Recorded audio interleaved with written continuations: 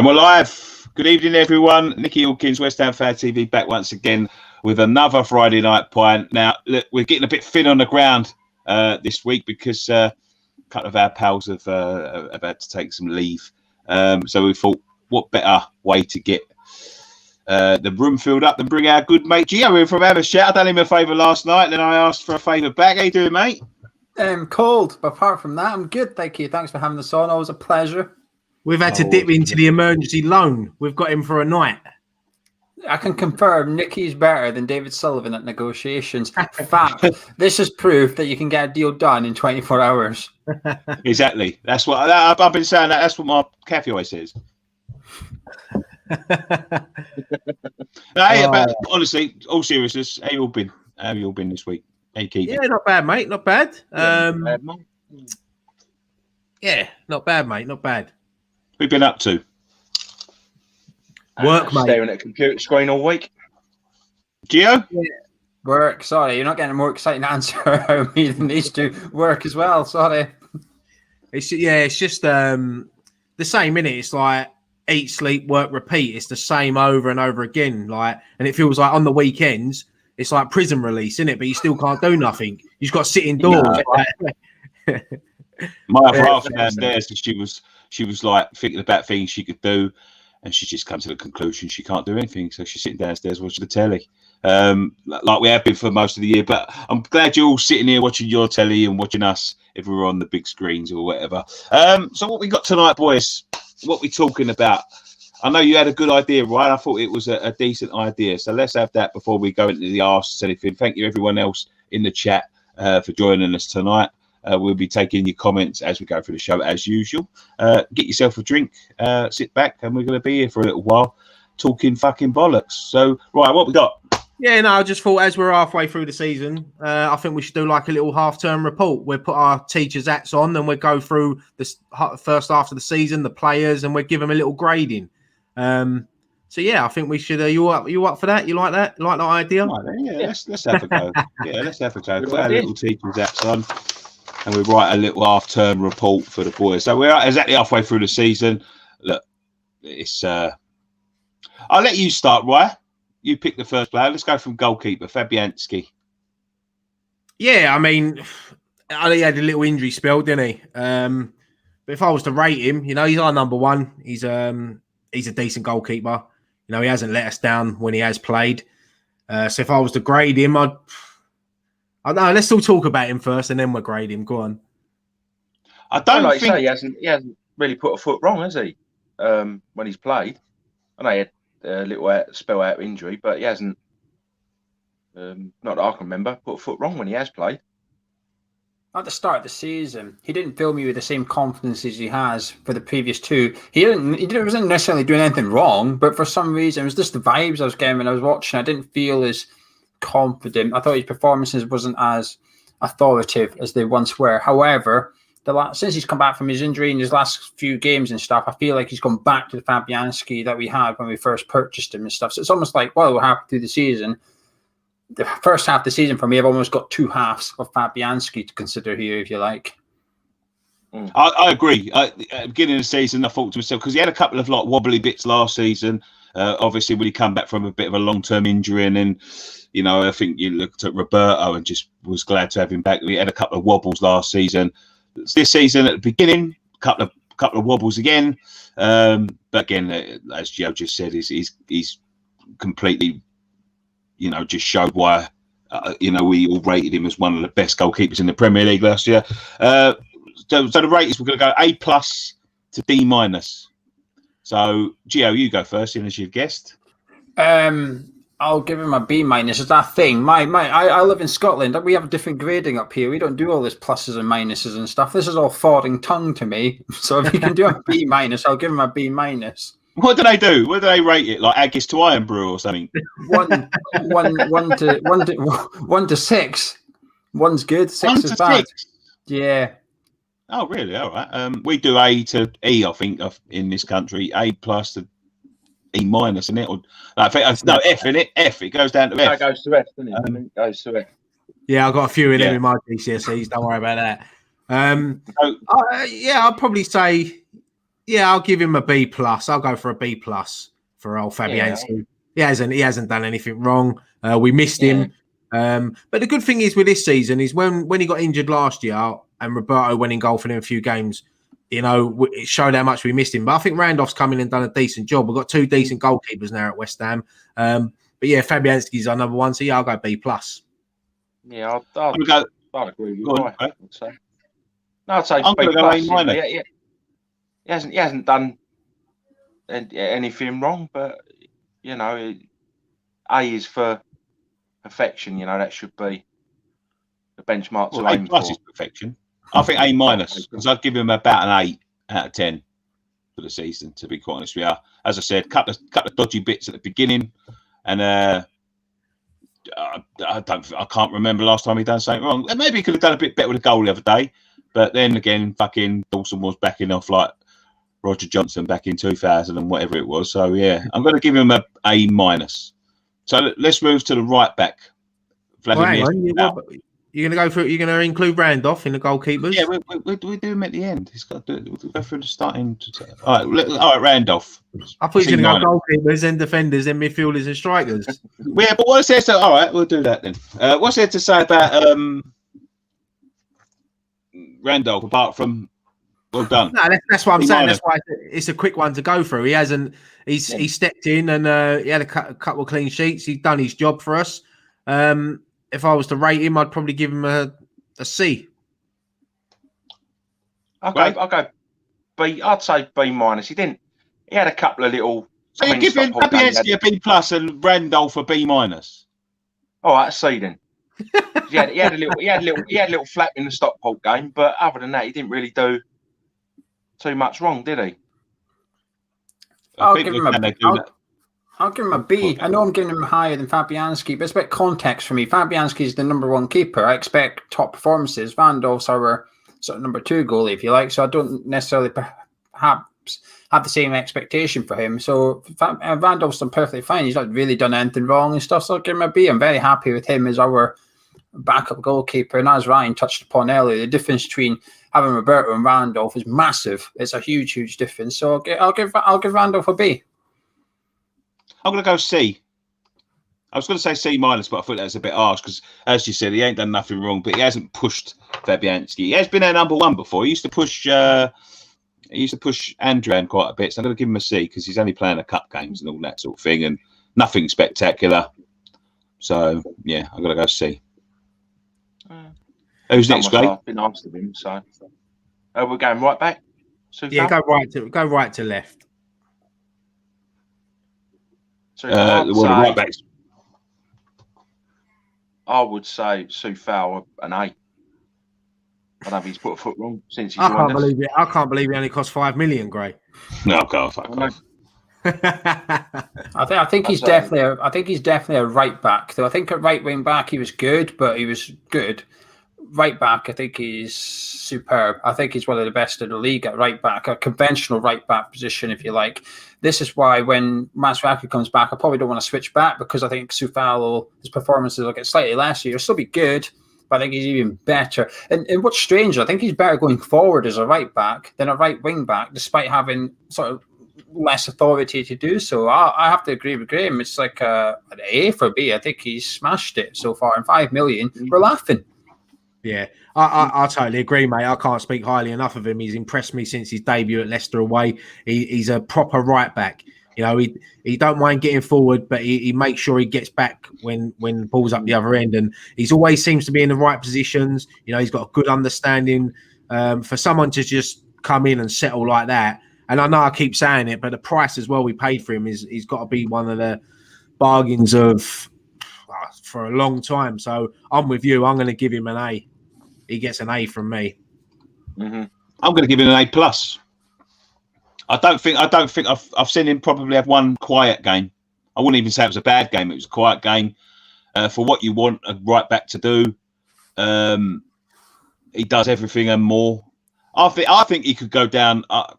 It's difficult because you've got Souček in the same breath, because technically I know we signed him last year, but we signed him permanently this year. But I think he could be signing a season, you know. And I've been saying this for years and years and years about fullbacks, and we've always skimped and scraped on fullbacks, and to a degree we did with him, because you just didn't expect them sort of performances out of a £5 million right back coming from the Czech league. But it's probably one of the most important positions on a football pitch nowadays. This modern game is very important to have good fullbacks. I think he brings the best out of the players around him. Know that he's going to be there and he's solid. I even think he brings the best out of fucking Cresswell somehow. I don't know how. He makes the whole back four comfortable, doesn't he? You got. I think so, yeah. Cresswell's the same on the other side this season. He's a totally different player when he plays in a back three or whether he plays in a back four. He's up and down. He's assist this season. So yeah, no, Soufal for me, I'm going to give him an A. A plus. You give him your rating, didn't you already? That's what I'm saying. Yeah. So yeah, I'm going to give him an A plus because I don't think there's many better in the league at the minute. Fredericks, just go with rating, otherwise we'll be here all night. Fredericks hasn't really played much, has he? I'll give him a C. When he played, he done all right. Yeah. So, but he hasn't played that much, so there's not really much to go on. But yeah, like I say, I agree with Ryan. When he has played, he hasn't really done anything wrong. I thought he was one of our better players until he got his injury at the start of the season. I thought he started the season fantastic. It was just unfortunate timing. Then we've got Soufal, and he's not going to get back in the team now. So I'll give him a B- because when he's been on the pitch, I thought he's done really, really well. And I'm not his biggest fan, actually. I'm going to give him a C+, just because I can, really. You can give him anything you want. Yeah, exactly. Let's go centre-backs. Balbuena? Yeah, let's go Balbuena. I'll let Gio start with this one. I'll go B. I had hesitations as to what David Moyes had planned for him. I thought he was out the door in the summer, truth be told. So I've only got into the team because Diop got COVID, but he come in, kept his place in the team, exceeded expectations, I think, of the fan base and the manager, and I think he's done really well. And unfortunately, he then got COVID and went out the team for Craig Dawson. But had he not got it, I still think he would be our centre-back today. I don't think Dawson would have got into the 11. So it's a solid, comfortable B for me, and someone that I've been really pleasantly surprised by Balbuena's performances, and I hope we get his contract sorted as well. I lost my faith in Balbuena. I thought he may have been a one-hit wonder when he first came, because I really liked him when he first came. Then he's formed it terribly in that sort of partnership with Diop. And then we had that sort of bit where, he couldn't really pick a centre-back pairing, could he? It was going backwards and forwards. But been solid this season, especially in the 5. I think he's been really good this season. Back to his solid self. I'll give him a B.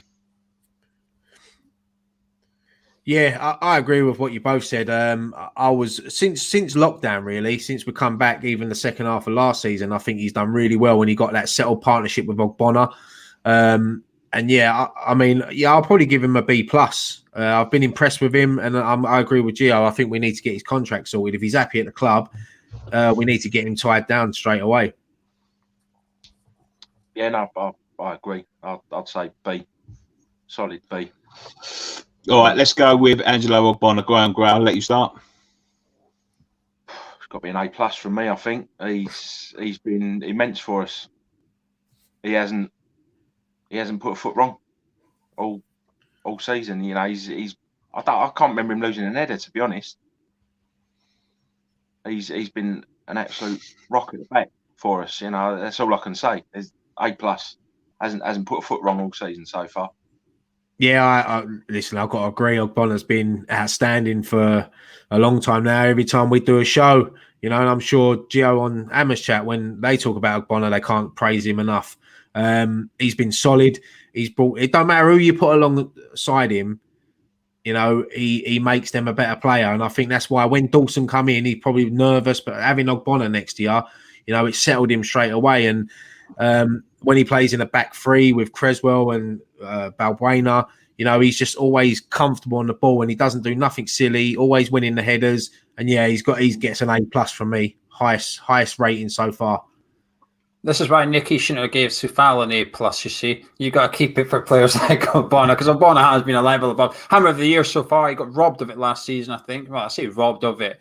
I voted for him. I think Ogbonna was Hammer of the Year last year, personally, and I think he's continued it this season. He makes defending, he makes the difficult bits of defending look easy. He's just so calm. He looks like he's playing at 80% the whole time. He's not. He's giving 100%, but he just makes it look so easy. So it's an A+ for me. He's just been outstanding, and bar Diaz, I think you'll struggle to find a better Premier League defender this season. I'll be. I'm going to give him an A star.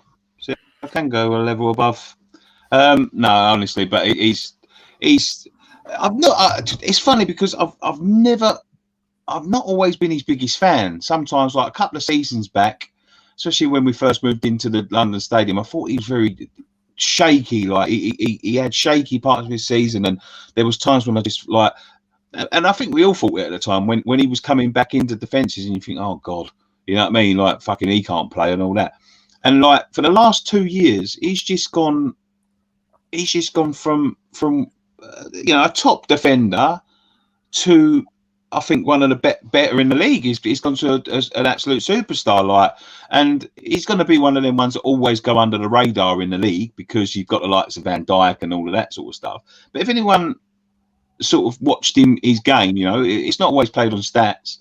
I think you'll find he's one of the best defenders in the Premier League, to be quite honest. You've got to remember as well that he forced his way back into the Italy squad as well. And that's not an easy feat, is it?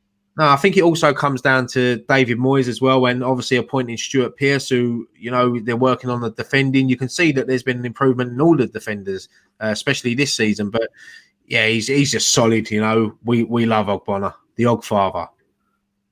Anything goes in that 6-yard box, he 100% he's going to win it.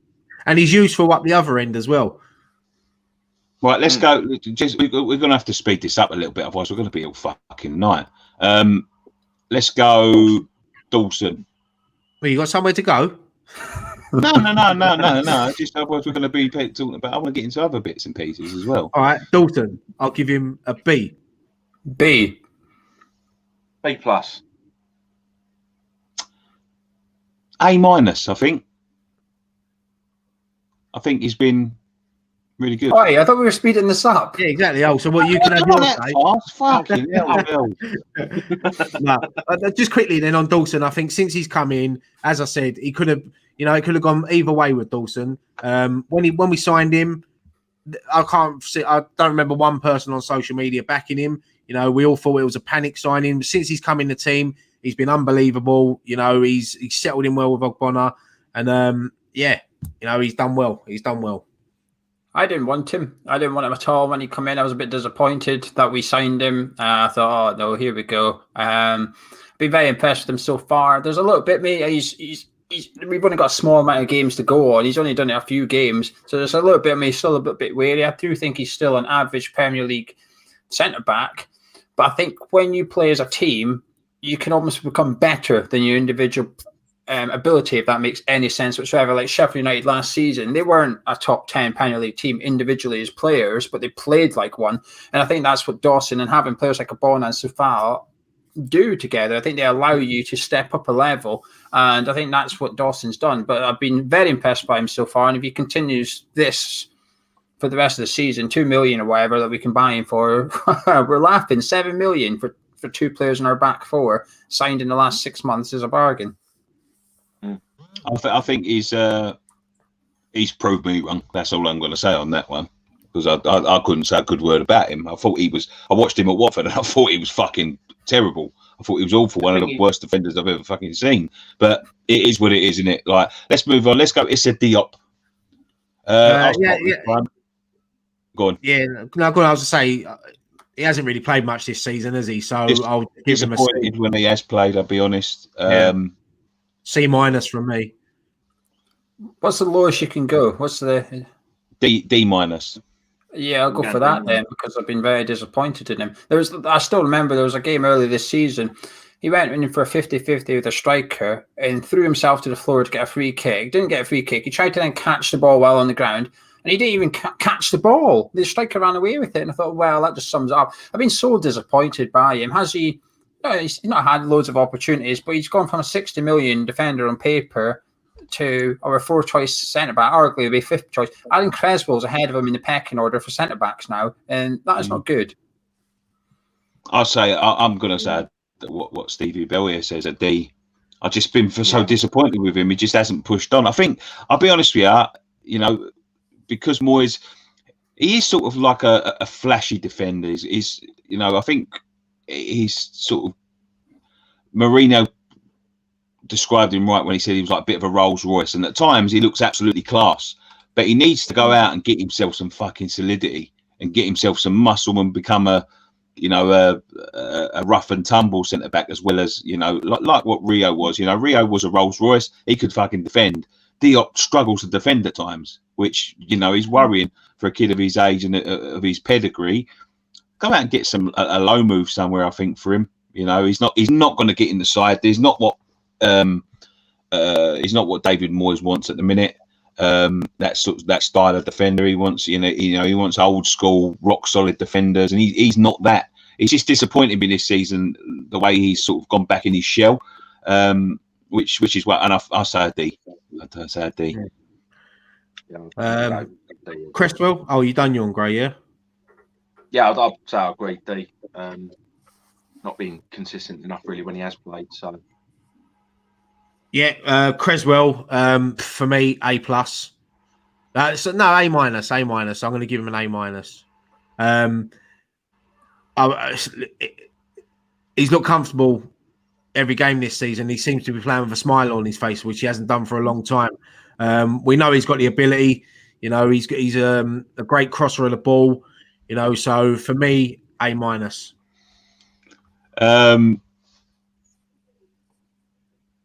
A- as well. Yeah, it's just been decent, really decent. Back to his old job. We're getting the Creswell back that we had before he got his injury. I think this year he's like I say, looks like he's enjoying his football again. Yeah, I'll give him an A+ in the back three. Thought he was one of our best players. Switched to back four, thinking, oh no, please don't go back to the Creswell of 2 seasons where he's a little suspect in a full back position. Done really well, created loads of chances, got assists. I think he's been fantastic. I'll give him an A+. I was worried that we were going to have to replace him this summer. Superb so far. Absolutely. Just a quick one, Ben Johnson. Yeah, I'll give him a C when he's played. Done well. Yeah. Just hasn't had much game time, has he? So. Just say letter, fuck's sake. Huh? Letter. Just say letter. C. Right. C. Yeah. C as well. Yeah, absolutely. Just hasn't broken his way into the team, but he's going to find it very tough. Into the midfield then. Well, hang on. Arthur. Yeah, sorry.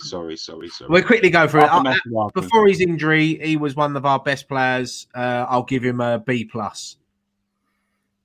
B+ for me. I thought he went a bit cold. Before his injury. I thought he wasn't quite as hot as he was at the start. So B+ for me, solid and surprising. Yeah, bearing in mind what I've gone, season before, B+, yeah. I agree. I thought he was really good at left wing back. I thought he started to become one of my favourite players. Funny enough, he's always decent to watch. But yeah, I say that as well. All in agreement. B+. Into the midfield, Declan Rice. We ain't got enough pluses to put on this A for me. A+ for me. Plus. Unreal everywhere. He plays every minute. He doesn't miss a minute. Doesn't let you down. Never less than a 7 out of 10. He's improving on his passing.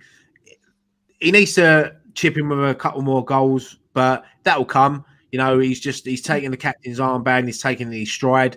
A+ for me. Yeah, I think we're all going to be in agreement. To be fair, put foot wrong for 2 seasons, is he? So, going to be A+, isn't it? I'm going to be unpopular on your channel, I'm afraid, boys, but I'm an opinionated Scotsman. He'll never change. I'm going to give him an A-. I think before people shout, context, like I said, context is required for every player. I expected Declan Rice to be Hammer of the Year this year, and I think he's a little bit off Ogbonna.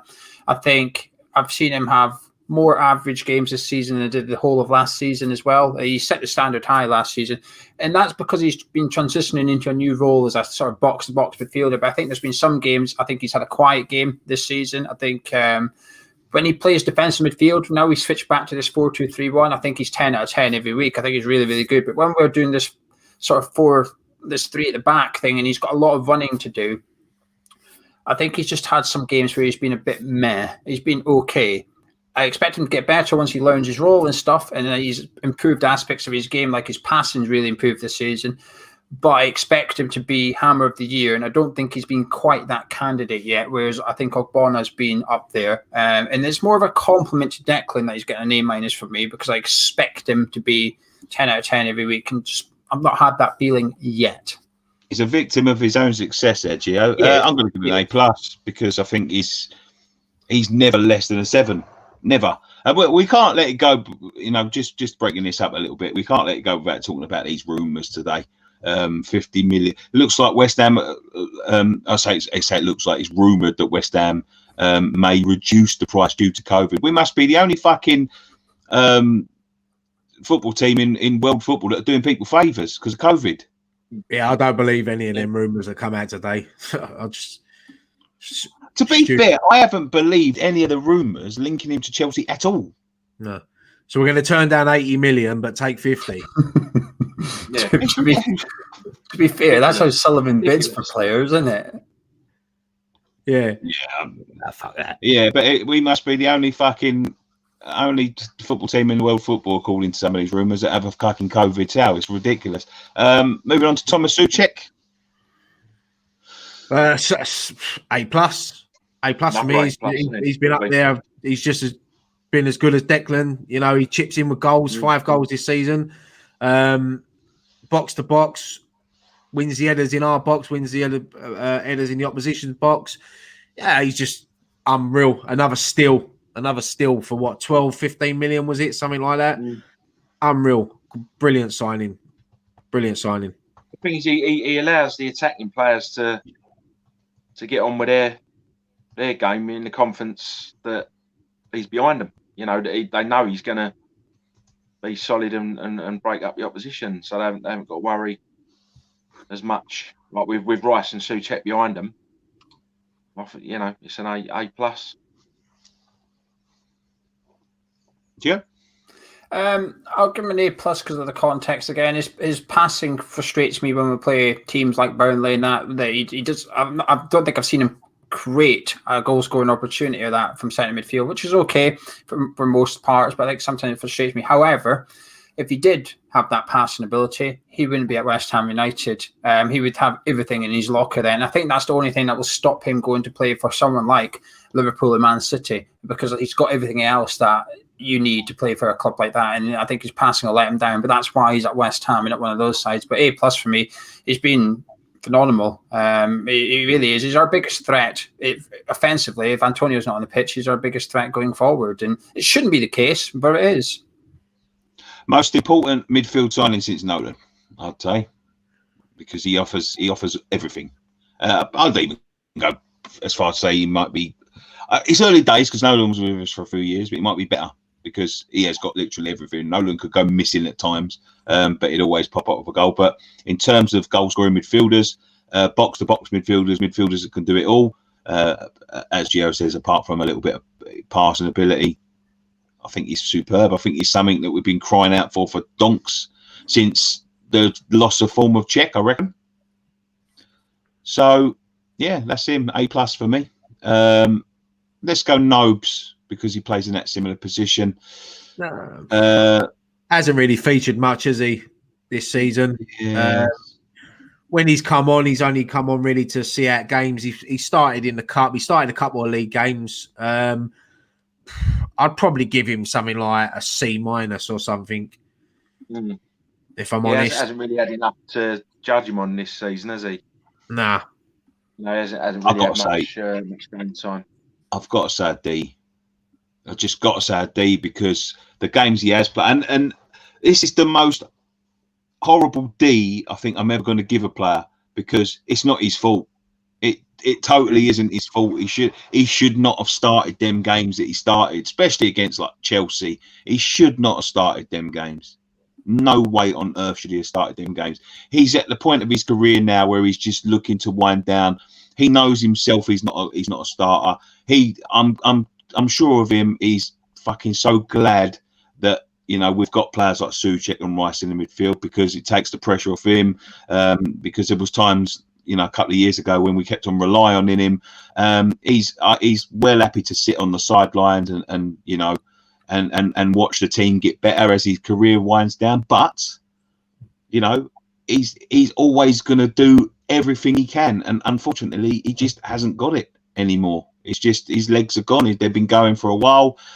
He just isn't up to the standard of the Premier League right now, and that's heartbreaking to say. But I want him around the club. I want him around the club till he's 65 and he wants to retire. I think I think you retire before 65, mate. Coaching. But no, what the thing is with Noble as well, what you got to realise, he's starting to pass the torch, isn't he, to Declan. So it's not what he does on the field. He's just as important, still in that changing room, still at the training ground. You know, Noble's been part of the club since he was a kid, and he'll go on to be a coach and maybe one day be a future manager for West Ham. But I'll give him a C. It's heartbreaking to give him. I'm basically giving him a C. I know why Van gave him a C as well. It's almost like it's just out of sympathy, because our hearts break when you've got a Mark Noble down to that low. It's just like, I agree with Nicky. He shouldn't have been playing in these games, but when he did play, he wasn't that good. And the only game I think he's had a really good game this season was against Stockport, and that's not a good thing, really. So it's a C for me, but it's not his fault. We need to get another centre midfielder in, so we don't really have to. He's our third choice centre midfielder at the minute, and that's a bit worrying. Where we're going forward. Let's go. We've got to start with the wingers now. There's about 4,000 of them. Yeah, we'll quickly go through these. Lanzini. C. Don't start enough games. Yeah. I was going to give him a C, but I'm going to give him a B+ for his goal at Spurs. That's the only reason why he gets that extra mark. He gets a B+. Yeah, it's just don't. I don't think he's not consistent enough. Yeah, he hasn't been the same since his injury, is he? No, I think he's done all right the last couple of games. I think, like, as I said the other day, I think it's clear to see. I don't think him and Ben Rama can start together. It's either Ben Rama and Fornells or Ben Rama and Lanzini. But because of that goal at Spurs, I'll never forget that moment. I'll give him a B+. Okay, who's the next one? Fornells. Fornells. Yeah. Oh, this is a tough one. B-.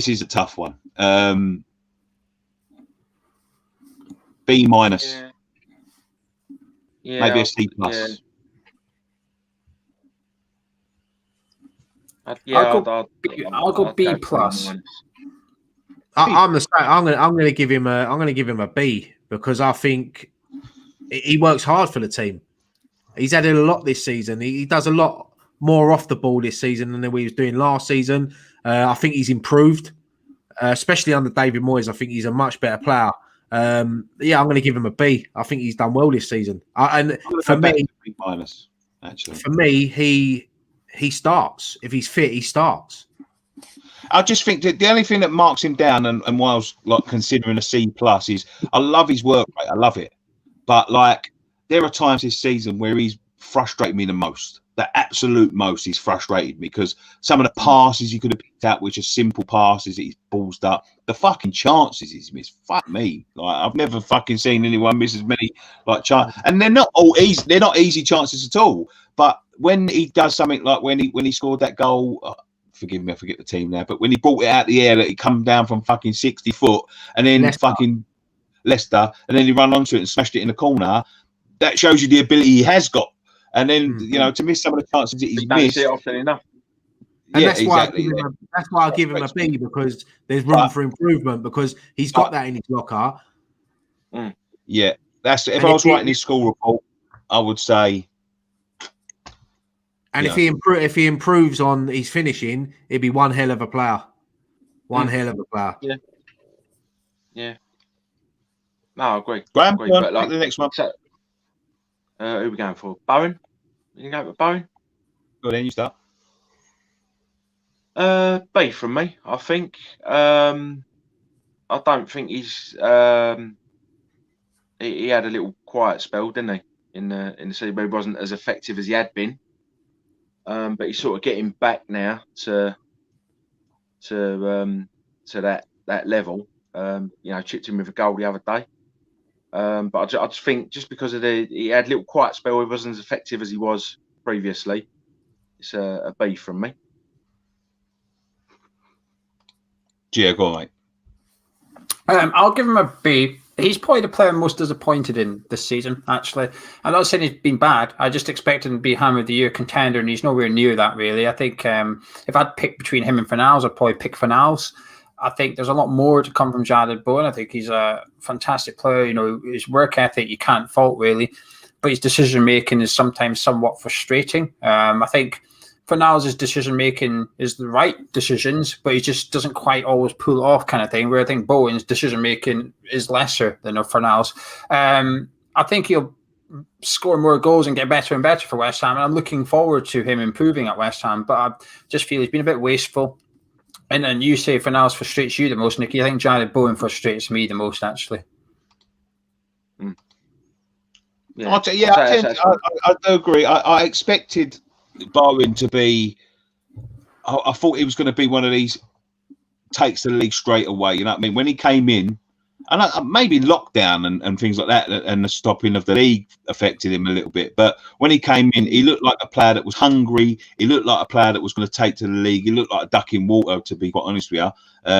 But he hasn't quite sort of made the impact that I thought he was going to make this season. I thought but then again, I'm not going to blame him too much because it's not a fucking normal season. Nobody had the pre-seasons. Nobody had the. It's not.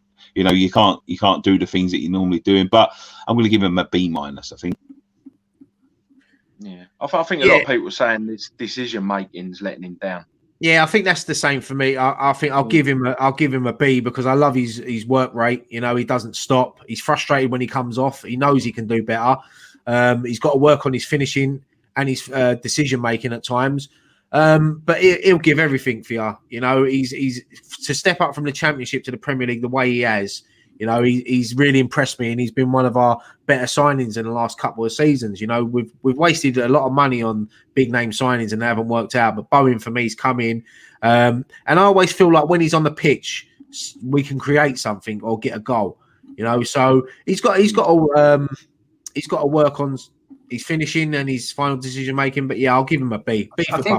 I think he'll get better with a consistent front three. He's not really had a consistent person next to him. 1 minute it's Ben Rahman, number 10. Then we don't have a number 10. Then it's Lanzini. He's had Haller up front. Then Antonio. He's had Soufal as a right wing back. Then a right back. And while you might think, well, it's the same player, it's a slightly different role. 1 minute Soufal's next to you. Then he's 30 yards behind you, kind of thing. He's been the only thing that's been consistent about our attack information, if you like. And I think once he gets used to playing with Antonio week in, week out, Ben Rama a bit more, I think we'll see a little bit better from him. The classic example was the Burnley game. I think, when he took ages to pass to Ben Rama, he should have laid off Ben Rama and he didn't. Ben Rama got frustrated. I think that's just like a lack of understanding between the two players, if anything, and that'll come with time. I think he needs a little bit of, Souček and Rice playing week in, week out. I think Bowen needs a little bit of that up front. Do you know what I think? I think he's so desperate to make a big impact on a game, or like score a goal. Like people are saying, I think sometimes his decision making, maybe he's a little bit greedy. Sometimes I think he shoots instead of passing, or he delays the pass. Like you said with Ben Rahma in the Burnley game. So I think that's his only downfall, really. The thing is with Bowen, he's got the attributes to be a top player, a really good player. And if he just works on them final decision making, it'll be a hell of a player for us. All right, let's go for the man everyone's asking for in the comments, Andrei Yarmolenko. I'll give him a C. Yeah. I think when he comes on, sometimes with me, he tries too much, tries too many flicks. People work him out. They know what they're going to do. He's going to come on, play on the right, get the ball, cut inside and shoot. And he hasn't been able to do that a lot of times this season because they work him out. So he needs to up his game a bit. But yeah, I'll just give him a C. Yeah, I'd say so. Sometimes in a few games, he's been frustrating in the sense like the ball's gone up and you think you just hold on to it, but he tries to do a turn or a flick and the ball comes straight back. So sometimes his decision making lets him down a little bit. I think I agree with Ryan. He tries to do the trick or do a little bit too much. I'll give him a C. I think, well, everyone said Sebastian Haller didn't fit the system. I don't think Yarmolenko fits the system. I think there's too much defensive responsibilities out on our sort of right wing role, if you like. I think there's just too much defensive work for someone like Yarmolenko there. But he's got so much ability, though. I think arguably, technically, on a technical basis, I think he's possibly our best player. But he doesn't really suit everything. I'll give him a C. I've been a bit disappointed by him this season, to be honest with you. I thought he would have a bigger impact. I'm going to give him a C- just because he disappoints the life out of me, and he does frustrate me at times. And I just think to myself, he comes on and doesn't make an impact, and every now and then he does make an impact. I was going to say that. I was going to say that to you, Nick. Don't you find with him that he frustrates the life out of you, but when he's on the pitch, you still think something can happen. You still think he's going to get a goal or something. He's either really anonymous. Or he comes on and he fucking absolutely fucking tears it up, and I don't think that's really his fault. I think that's the position. I think he's better suited as a centre forward. And I was saying this on Gio's preview last night. I think he might be better suited as a centre forward. He plays that way for the Ukraine. He's played that way for years and years and years. He hasn't got the pace to be a winger. Everyone's worked him out. You've got to, as a winger these days, you've got to, try and get yourself to the byline and all that. He's a tricky customer, but he can fucking strike a ball, and he can fucking strike one if he gets central. If one of them sort of cut insides do work, we've seen it a few times. We've seen it against Everton. We've seen it against Chelsea. If he cuts inside, he can fucking put it in the bottom corner. I think he would be better suited as a centre forward. I don't think he'd be a top centre forward, but I think he's better suited as a centre forward than the position that he's playing now. Yeah, I just think sometimes he tries to do too much. I think against Burnley, the ball come up to him and he, rather than bring it down, lay it off and starts he tried to turn and lost the ball and we were back under pressure. So sometimes he just makes the wrong decisions up the top. I think one thing with him is because he's used as a sub most of the time, he tries to impress too much. If maybe if he started a few games, he might be a totally different player. We don't know, but is he good enough to start at the moment? So, who knows? Right, I guess this one's going to divide the chat. I reckon. Ben Rama. Gio, go on. You can start with Ben Rama. Oh, cheers! Thank you for that. I really appreciate that one. Put it on Gio. I'll say a B-. He's not really had a fair crack at the whip, I don't think. I think he looks like he's hotting up, looks like he's settling in and gets subbed. And then we don't see him in this team in the next game. I think he's been the player, actually. I think if Moyes has sort of treated anyone unfairly, it's probably Ben Rama, and possibly only Ben Rama. But I don't think Ben Rama's had a fair crack at the whip under David Moyes. But what I've seen glimpses, and not enough, perhaps, and maybe I expected a little bit more, but more time, we'll see more Saeed Ben Rama, and I think he'll do better. But I'll give him a B-, but it's not entirely his fault. Yeah, I'm the same. I'm going to give him a B- as well because, when we signed him, I know there was a lot of people upset that we let Diagana go, but I was excited when we signed him because I watched him last season in the Championship for Brentford, and he just teared it up. But you expect players like that to do it in the Championship. When you come to the Premier League, the defenders are a lot better. You don't get as much time on the ball, so he will learn. But he's been involved in 4 or 5 goals, And I agree with you. He gets, when you think he's hotting up, he gets taken off. But he is starting to start games now, and it seems like Moyes is having a little bit more faith in him than he did at the beginning of the season. So I think there's definitely room for improvement. I mean, there's room for improvement for all our players, but You know, I think when we come to the end of the season, we're doing this at the end of the second half. I think he's going to go from a B-, and I think I'll probably be giving him an A+ by the end of the season. I think he's like a bit of chicken on a grill. He come in raw.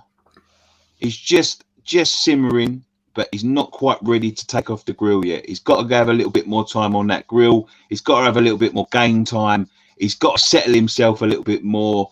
And after that, no more resting it. You know what I mean? You don't keep on taking a bit of chicken off the grill, resting it, and then putting it back on.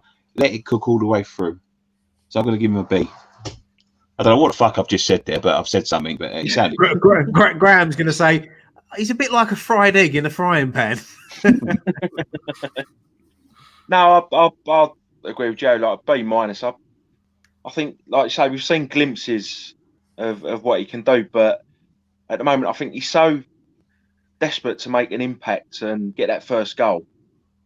I think sometimes he can be a little bit greedy around the edge of the box, rather than doing like the 1-2s where you try and do the step over or try and get a shot off. I think once he gets his first goal, I said exactly the same on a post-match pint last week. Once he gets that goal, you'll see a different player from Benrahma, a more settled player. See, in the Championship, he used to take it past defenders and have the shot. You know, in the Premier League, you don't do that. You got to get your goals from other decision making. So he will get better. He will get better. He's a good player. Yeah. Like I say, once he gets that first goal, he'll settle down. I think Luke's just seeing it right at Leeds. The start against Leeds, it was like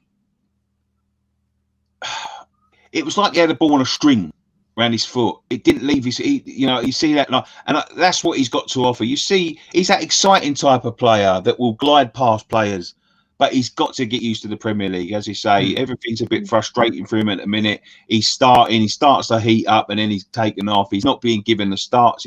But he's going to get there. Trust me, he's going to get there. And them Leeds performances will become more and more. You know, them performances against Leeds will become more and more. He starts adding goals to his game. He's going to be a really exciting player. I just hope that they put faith in him and pay the money for him. I don't know what the sort of deal is, but I hope that we don't, get to the end of the season and they think, nah, we've got to buy him, haven't we? Well, no, I don't know whether that's the deal. Nobody seems to know what the deal is. No, I think we have to buy him at the end of the season. Yeah, we'll see. Yeah, I think so too. It's an obligation. We don't have a choice. Unless what we found in his medical proves to be an issue, then we can get out of it. But it's not clearly not an issue. I can imagine David Sullivan going, no, he's got a dodgy knee. And they go, no, he ain't. And he whacks him with a bat around the knee. I can imagine him getting to the contract, sweating, and then going to sign it with a pen and go, oh, something's happened, and then falling on the floor. That's what I can see happening. A little prick. Anyway, the last person, the main man, Mickey Antonio. What, are we only doing one striker? No, let's do one to the left as well. Who we missed? I was joking. I was meaning we've only got one striker. That's it. We've gone through everyone. Unless he's wanting to do Allier. I think Nicky's itching to do Sebastian Allier. Yeah, but he's not here no more. We're doing him as a bonus answer at the end. Go on. Let's do Mickey first. Ryan. Yeah, this one. Yeah, it's not a bit.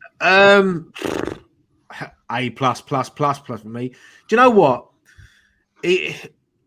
But this is before the injury, right? He was unplayable, getting goals, scoring for fun. He's enjoying that role. Since he's come back, he's still putting in good performances, even though he's injured. He's getting the goals, And I know we're desperate for a striker, and we definitely need another striker, but I don't want that to affect Antonio's game. I don't want Antonio to be chucked out on the wing to suit a new striker coming in, because for me, he is our number one striker, and he's relishing that role, and he's scoring goals for fun at the moment. And the way he runs through players, knocks them off the ball, and another one just like Creswell plays with a smile on his face. He's enjoying playing football at the moment. He gets an A++ for me. Go on, Gray. Yeah, I'd say A+. I mean, even though he's probably still not 100%. I mean, look against West Brom the other night, players were bouncing off him when he made that run from deep in our half. even not 100%, he's still a machine. He's brilliant. So yeah, hasn't put a foot wrong this year. A+ from me. I would give him an A+. But started post lockdown, he was a makeshift striker. He's no longer got the word makeshift attached to it. He's now a Premier League striker. He's converted. He's fully converted, if you like. I slightly disagree with Ryan. I think we should get someone in to try and replace Michail Antonio, but that's almost to protect Michail Antonio as well, so we don't have to keep playing him in games like we have been recently. We definitely need someone to come in, but I just don't want Antonio to be chucked out on the wing to suit a striker coming in when he is our main striker. That striker that comes in needs to be challenging Antonio. Yeah, I agree. I want to see them two fighting for the same shirt. But the problem is, whenever Antonio wasn't fit, we all thought, oh, no, but I want a striker here that says, all right, not ideal, not the end of the world. This geezer comes in. But we've got the centre-back. We've got really healthy competition at the centre-back position at the minute with Bowen, Dawson. Diop to an extent, while we've all downgraded him, there's still a long way back for Diop. He still can become a very good player for West Ham. We need that competition up front a little bit. I think he's been brilliant. I think he's been A+ for me by all means, and he's 7 goals away from becoming a West Ham legend. I echo that. The only thing about him is the fan base love hard work. You don't have to be the most technically gifted player, but if you get yourself working hard every single game, as hard as you can work, you can't go wrong with our fan base. God's honest truth, you cannot go wrong with our fan base. I don't know. I disagree with that. A lot of people don't like Fanals, and that guy does nothing but give 100% every game. I'm not talking about the Twitter pricks. I'm talking about the proper fans. Okay, sorry. Sorry, I should have just. Yeah, there's a lot of pricks on Twitter that they won't like someone regardless, but like the hardcore fans, the match going fans, home and away and all of that sort of thing, if you work hard for the team, you know what I mean, even like you look at the likes like Bowen and things like that, you know what I mean, like hard work gets rewarded in the end. Do you know what I mean? Like if you give your all for the side, and then people will take to you in the end, like, and that's like Mikel. I think he just gives his 100% all the time. He's as Ryan said, always, and you always find that the guys that come from the lower leagues and make their way up always appreciate the game a little bit more than the ones that started in the Premier League. You know what I mean? Like who have been identified to have the talent and all that sort of thing. He's been discovered in the lower leagues and all of that by various clubs. But yeah, I love Mikel. I'm going to give him an A+. But I disagree here, like George Smith says, and I disagree with Ryan a little bit. I disagree with Gio. Who said they didn't want to replace him?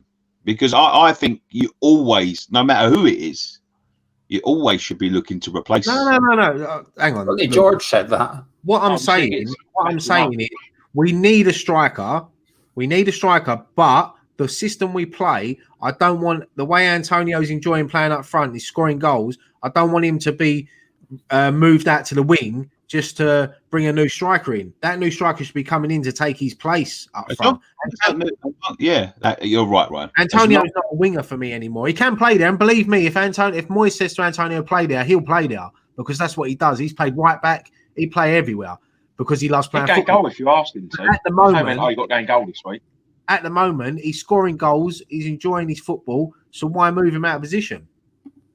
I just want to quickly take this comment Chris has put on. He's put new striker, Ryan, laughing. More than a podcast said it was only 5 to 10% chance we get a striker in New England. Scum owners. Chris, I'll bet you a beer. So next time we go to London Stadium, we'll have a beer. I bet you we get a striker in this window. It doesn't have to be a top striker. It can be anyone, but I guarantee you, and I won't really take much notice of that podcast, to be fair, unless you want to be put asleep. That sends you to sleep, especially old Nigel Khan's voice. Oh God! Nah, don't bother me, mate. Fuck him. I know it, don't mate. Sebastian Haller. I think he gets a C from you. That's see you later. I'm joking.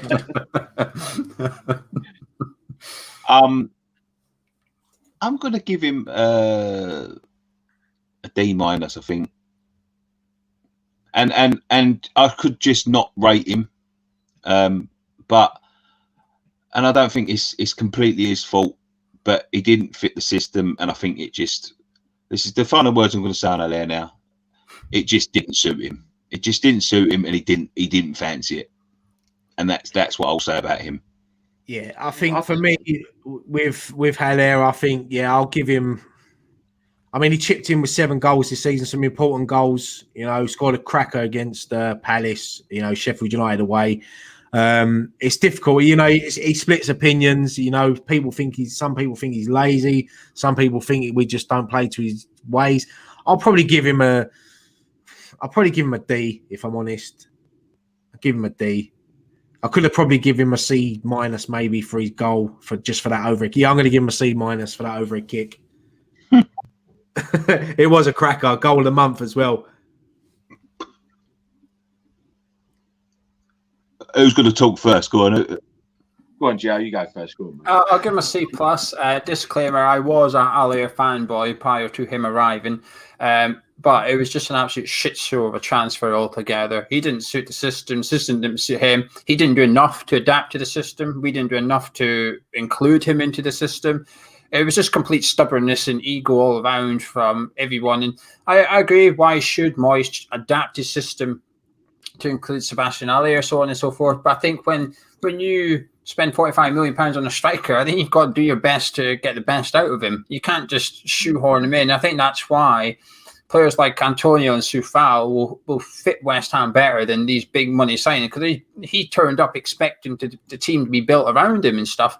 We were never going to do that with David Moyes. I appreciate he came in under Pellegrini, but under David Moyes, we were never going to do that. And I don't think he liked it. I've seen him at Ajax since, and he's a completely different player. I've seen him running about. I've seen him, he's got 3 assists and a goal or something in 2 games. But in the first game in, he got the ball at the halfway line, laid it off to the winger, and started sprinting down the middle of the pitch. I thought, well, hang on a minute, you prick. I didn't see that. But I do think one of the best strikers I could have seen at West Ham, but I didn't. And that's not because of ability. But I'll give him a C+, because it was just one of them things that, like Ryan said, 2 important goals for us. One of them was a fantastic individual effort and stuff. And I'll always remember goals like that than I will over... that's possibly our goal of the season, actually. Come the end of the season, we do goal of the season. It could be Sebastian Haller. Yeah, 100%. And I think there's only one more person to mark, really, and that's the manager, David Moyes. I'll start with this one. I fucking hated David Moyes. I hated him. Like, the last spell in charge, when they were saying he was going to come back for Pellegrini, I was like, fuck off. I don't want to go to that fucking stadium and watch his shit again, because I thought it was dross. But I was saying last night, he's proven so many people wrong, and people still won't admit that he's proven them wrong. You know what I mean? Like, and yeah, he did get it wrong once or twice this season, but mostly he's got it right. He's building a philosophy. He's interested in building the insides of the club back up, like, because we was a hollow shell of a club. You know, looks nice on the outside, but you know, inside we was rotting away. And I think he's stopping that rot. He's putting some philosophy within the club, and that's what we've missed. You know, and that's all it would take. And we've been saying it for years and years and years. He's built in some good, solid backroom staff, and he's got to have an A from me. He's got to have an A. He's done, you know, for what he's done this season with such a small squad. And once he gets that chance to build his own team, I think he'll even get better. It was all about, you know, I was saying this last night as well. He was very highly rated, and his reputation got a real fucking kick in. You know, when people put these like memes up of these, you know, these shitty managers and all of that sort of thing, and who's you know, this is the, like, I see one before, like the Premier League, you know, survival guide and all that, and he's always in them sort of ones along with Big Sam and people like Neil Warnock and things like that. He's rebuilding his reputation, and it's good that he's got a chance to rebuild his reputation, because I thought it'd gone. I thought the game had left him behind, but he's still showing, and he's showing people now that there is still a little bit left in the tank, and I think he'll do well here. Did I give him a rating? A. Great. Yeah, you said. I agree with it. A. I mean, I don't get all the negativity. Why you'd want your manager to fail? Because if your manager's failing, your team's failing. You know, and I like Nicky said, he's built us back up. I think we're actually playing some fairly decent football at the minute. We're difficult to beat. I mean, he's the Sunderland job he took on. I don't think any manager could have done any better there. But you look at his record with Everton, and I don't think he got a fair shot at Man United. So I don't get all the negativity around him. So I think the football was fairly decent. I think his record was something as good as Van Gaal's, but because Van Gaal was a more glamorous name, they give him a little bit more time. Yeah, honestly. But his record was just as good. But yeah, like I said, I don't get all the negativity around him. He was never gonna succeed there after that man. Nobody. Whoever went in after Ferguson was going to struggle. So I just said that. Well, just because of that's what I'm saying. Just because of the reputation of the man that went before him and everything he'd achieved. I hated him as well. In his first reign, I was delighted when we announced pretty much after the final whistle went on the last game of the season. We announced that Moyes was off ski. I was delighted. When he was linked with coming back after Pellegrini, I was dreading it. And then I was somewhat suspicious, but we'll see how this goes. And Brighton at home, before the lockdown, when we were 3-1 up and we drew 3-3, I wanted him gone. I wanted him sacked. I thought we were a way to get relegated under him. I thought this is not going to work. So I'm going to give him an H, and that H is for humble pie, because I have been so impressed by him this season. I have a small reservation, and I'm aware I'm throwing a bit of potential negativity into this and stuff, but this is just my honest opinion. And I think, sometimes people always say, "Oh, you're only negative because you lose them." But I think in the fairness of balance, you've got to be negative while you're winning games, and all, if that makes sense. You three will know what I mean doing YouTube and stuff. It's difficult. Yeah. I have a small reservation with how we play sometimes. Home to Burnley, home to West Brom, I felt like they were the better side for large parts of the second half. And I just feel if the fans were there, I'm not sure we would be entertained. I think we'd get a little bit grumpy at times. I don't think the football's always been pretty. I think I could possibly count on one hand how many games I thought we've been champagne football, you want to call it that. However, we are extremely hard to beat. We're getting the results. We're grinding them out. We're better than I'd ever expected. That we've got a genuine chance of European football right now. I never thought we'd be in that position at the start of the season. The players are all performing.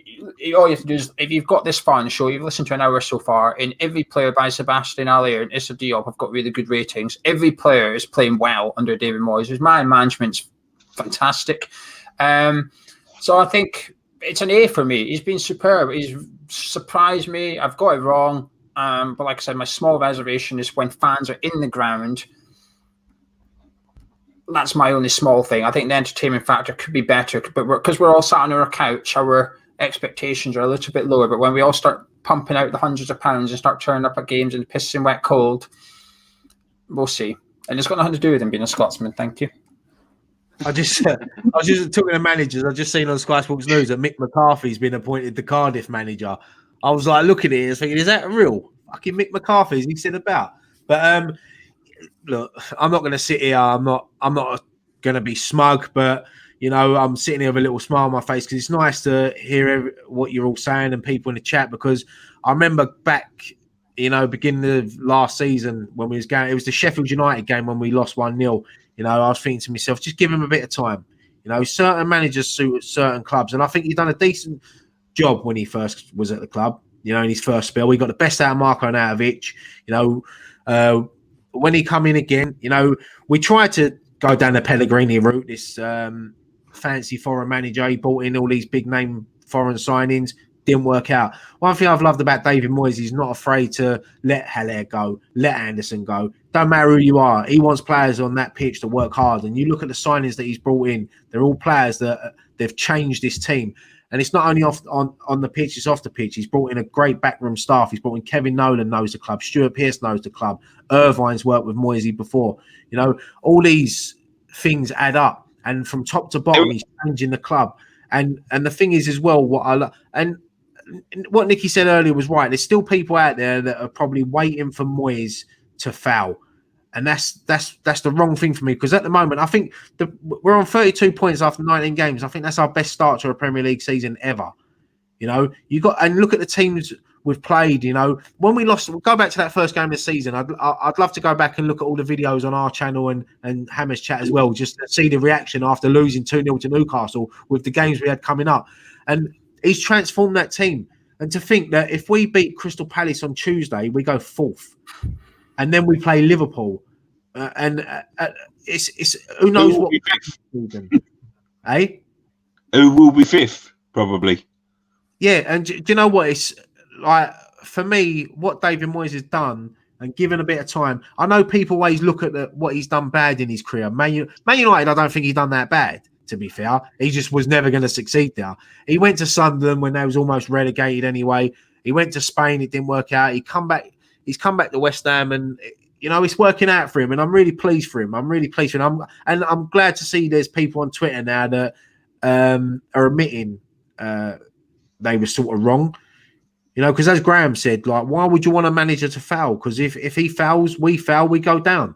Simple as that. Listen, I'm going to say this plain and true, and if anyone's on Twitter or anything like that, or Facebook or whatever, believe me, when you get something wrong, yeah, and you admit you're wrong, it makes you a bigger man, because if you carry on pretending that you was right, you look a bigger cunt than you ever will be. Believe me.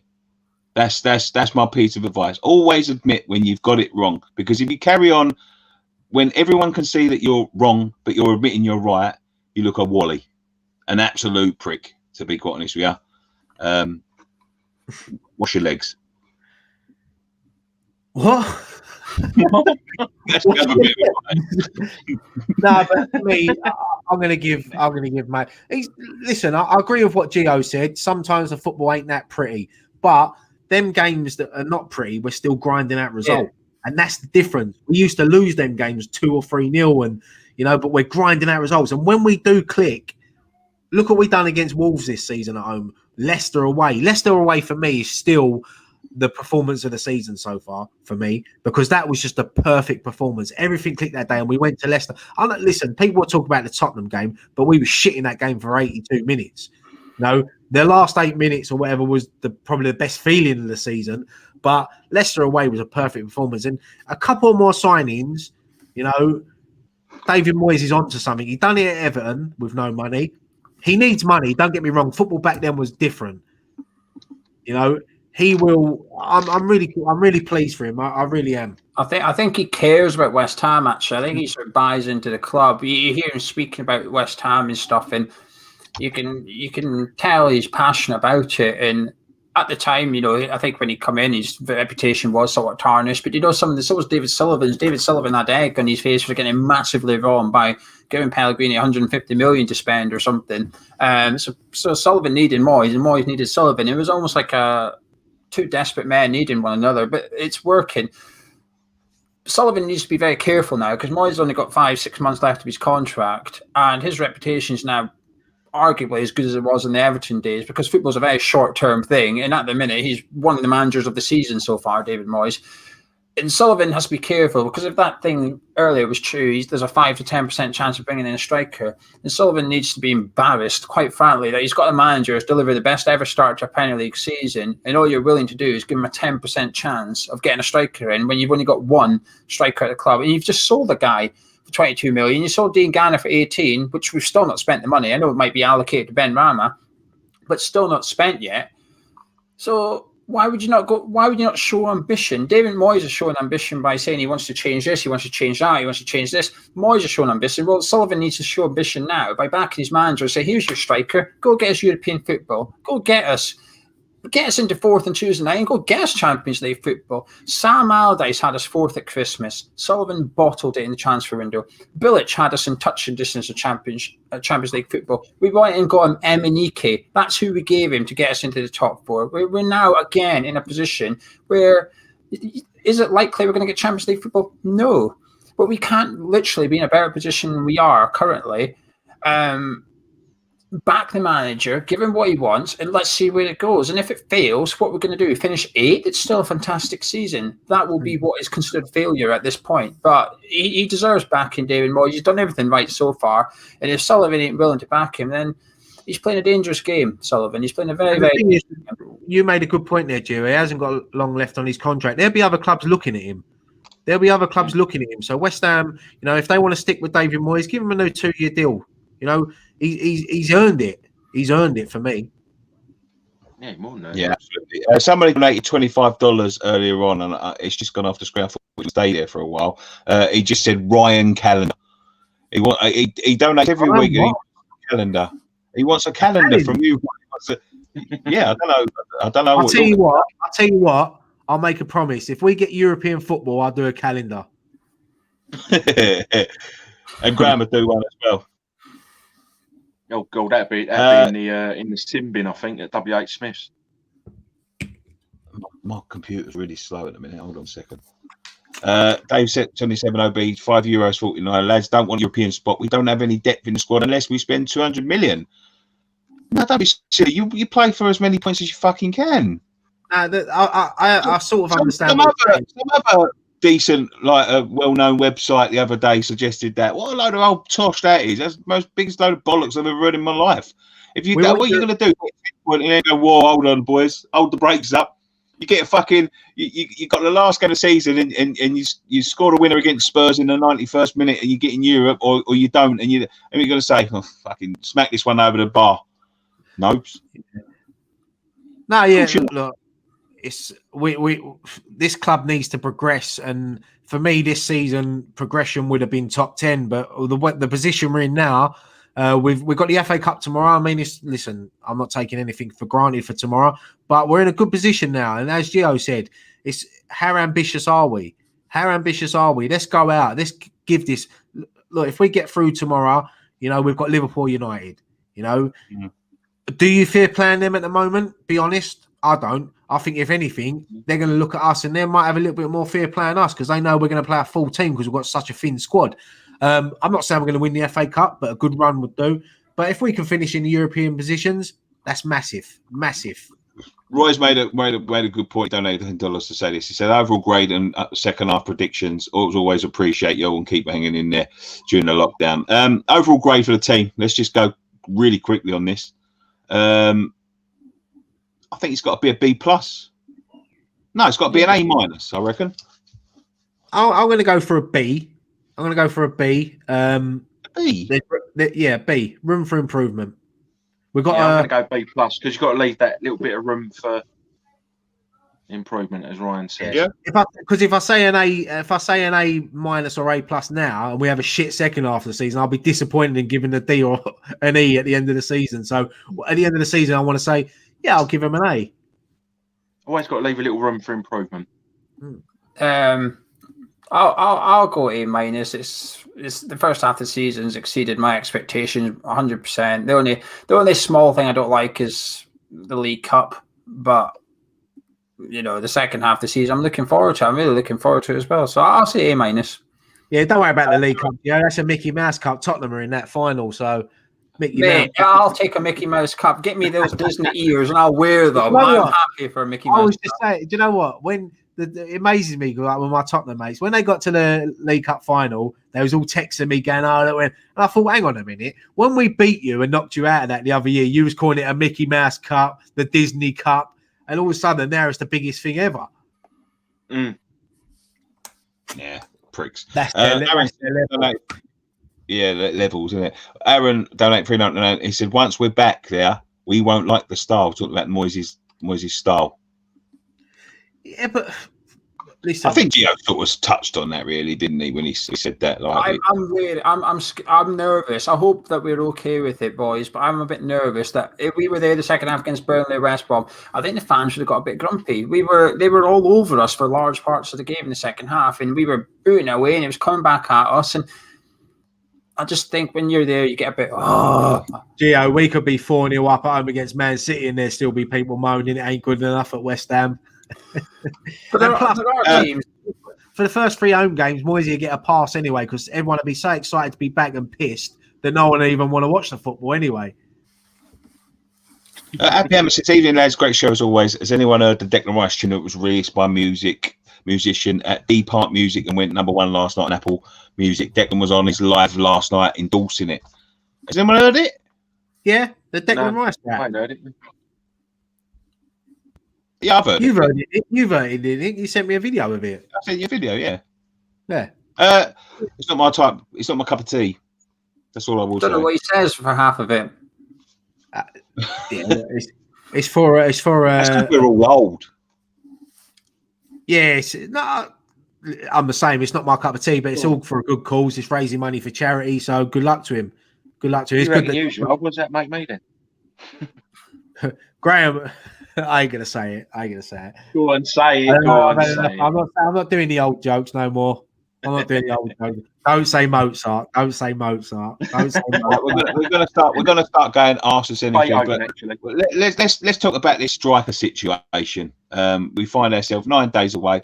I picked up on that. I never see that 5-10% chance. I mean, if it is a 5-10% chance, what a wally! Like what a wally we are for fucking selling down the other centre forward we got without having some sort of replacement lined up. I mean, you can't have a 5 to 10. There's players out there that are there to be got. So the only reason we'll have a 5 to 10% chance is if the chairman don't fancy it. To be honest, yeah, the manager will have players he's already sort of earmarked or he's interested in. So now, why wouldn't a manager be looking at other players?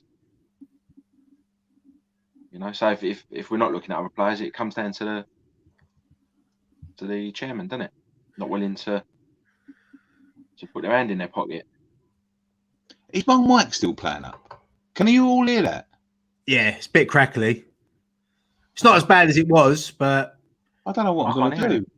On the well, you've gone an hour and 17 minutes with it. You might as well finish off the show now. But there's a 5 to 7% chance of Nicky getting a new mic. Yeah, I'll have to get one if it's playing up. I don't know what the problem is, but when I unplugged it the other day, Scott said it was still doing it through other things. So it might not be the mic, it might be the computer or something. I'll have to have a look at it tonight. I can't hear anything. That don't surprise me, Gray. But here we go. Do you know what? No, but do you know what I mean? No manager's going to go, yeah, I'll make do with what I've got. All the managers are going to have players in mind that they want. I can't see David Moyes settling for that, even if he has to get someone in on loan. I don't care if he has to bring someone in on loan. It is where it is. I'd rather us go out and sign someone. But if we got in someone decent on loan and Moisey had the money to spend in the summer on a top striker, I mean, I listen, I'm surprised Gio ain't mentioned it yet, but I know we've been linked with Danny Ings today, and I know Gio's a massive fan of Danny Ings. He has been. But he would be a perfect striker for West Ham. He's got 6 months left on his deal at Southampton. It'd be a perfect striker. 28 years old, West Ham could go in there and try to offer, but Southampton are going to want to keep him for the rest of the season because they've got ambitions as well. But he's probably someone to look at in the summer. Yeah, see, I always think that January windows, no one's going to see the best players in the January window, are they? Well, they will. If you pay the money, Hull City gave us their best player. Hull City gave us their best player last January. And if you've only got 6 months left on their contract, but I think the problem with Ings is I think he fancies Champions League. I think he fancies going to the big time again. I think that's why he's coming to us. Yeah, join us in January. He can fucking get us to the Champions League. No, yeah, I do agree, but he fancies like a settled. I think he fancies a Chelsea or something like that. To be honest, Chelsea are below us. He needs to go to Leicester City. Leicester City is a perfect club for Danny Ings. Vardy's getting on a bit now. That's the perfect striker for Leicester City. As for our own situation, we'll only know with hindsight. Like, if Moyes has to make do and get a player in, then say we miss out on the Champions League by 5 points and Antonio's been injured for the second half of the season, we will look at it and say, well, if you lot got a decent striker in January, we might have got that additional 6 points that's got us in there. But swings and roundabouts, we could also do all right. Mikel Antonio stays fit for the rest of the season, kind of thing. We didn't actually need the second striker. Either way, it's a bit of a risk. But I just don't like all this bollocks. You know, we bid 25 million for that Sevilla striker. And that's it. You know what? The 25 million, we can't find another striker worth 25. If we've got 25 million to find, it's to spend. I'm pretty sure we can find a decent striker. That is not the Sevilla one. I just don't believe all that bollocks. It smacks of James Tarkowski for me. Remember, we went after him in the summer. They said 40 million. We said 30. And they said, no, he's 40, mate. 31? No, he's 40. He's too expensive then. And we're doing the same thing again with Sevilla. He's 40 million. 25? No. What about 25 and 5 million? No, he's 40 million. Fuck off. You know, you don't go down to Tesco and start arguing about prices, do you? That's exactly. And the thing is, well, because we've had such a good start to the season, and especially 2021, there'll be strikers out there that looking at West Ham in their agents here thinking, look, they're desperate for a striker. Can you get me there? So there's probably things going on behind the scenes that we don't know about. So I'm still confident that we will bring someone in before the end of the transfer window. I just don't want it to go down to last day. Like, you know, get it done as soon as possible. Yeah, I would. Yeah, 100%. Josh King, I will take Josh King, but you can't be spending £16 million on Josh King. I'm sorry, but you can't. You can't be spending. If you could get Josh King for about £6 million, I'd take it. It's worth it. Yeah, you can't go and spend £16 million on Josh King. No, not for me. No. Not for me. Especially, not especially with the wages that he's apparently demanding as well, and all that sort of thing. 110 grand a week. But that's, I suppose. But I guess that's sort of like a what do you call it? A byproduct of the position we've left ourselves in now. You know, as you just said, agents and strikers know that we need a fucking centre forward. They know it when they come to, you know, and they know we've just sold someone who was on 100 grand a week for 20 odd million. Yeah, exactly. That's what I'm saying. Like, so when they get to the fucking negotiations, they're going to go, well, if they want me, they're going to pay for me. Actually, they fucking need me.